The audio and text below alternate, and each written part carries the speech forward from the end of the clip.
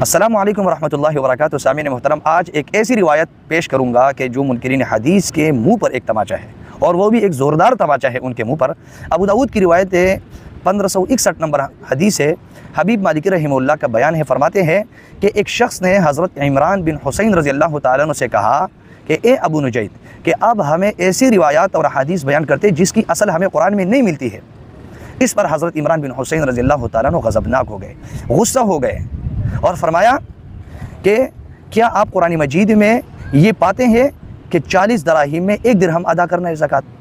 क्या आप कुरान मजीद में ये पाते हैं कि इतनी बकरियों में से 1 बकरी ज़कात अदा करनी है? क्या आप कुरान मजीद में ये पाते हैं कि इतने ऊँटों में इतना ज़कात है? तो वो जो बंदा है वो कहता है कि नहीं, कुरान मजीद में तो ये चीज़ें मौजूद नहीं है सराहतन। तो हज़रत इमरान बिन हुसैन रज़ी अल्लाह तआला अन्हु फरमाते हैं, तो फिर कहाँ से आप ये चीज़ें लेते हैं?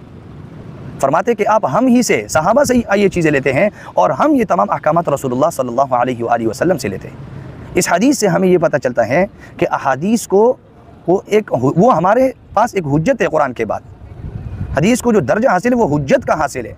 और आजकल बहुत सारे लोग इनकार करते हैं हदीस के हुज्जत होने का, बहुत सारे लोग ऐसे हैं, और हदीस के हवाले से ये दावा करते हैं कि बस एक तारीख़ी हैसियत रखते हैं। तो हदीस तारीख़ की किताब नहीं है, तारीख़ी चीज़ नहीं है। हदीस बाकायदे का दीन का एक ज़रिया है, दलील है एक, और उससे बहुत सारे अहकामात जो निकलते हैं। अगर आप हदीस को हुज्जत नहीं मानेंगे तो जैसे इस रिवायत के अंदर हमें मिला, बहुत सारे ऐसे अहकामात हैं जो आपको कुरान में नहीं मिलते हैं, तो वो फिर कहाँ से लाएंगे? तो दीन हमारा नाक़िस है और इसी के साथ इसका तकमील होता है, इसलिए हदीस को हुज्जत मानना पड़ेगा। अस्सलाम।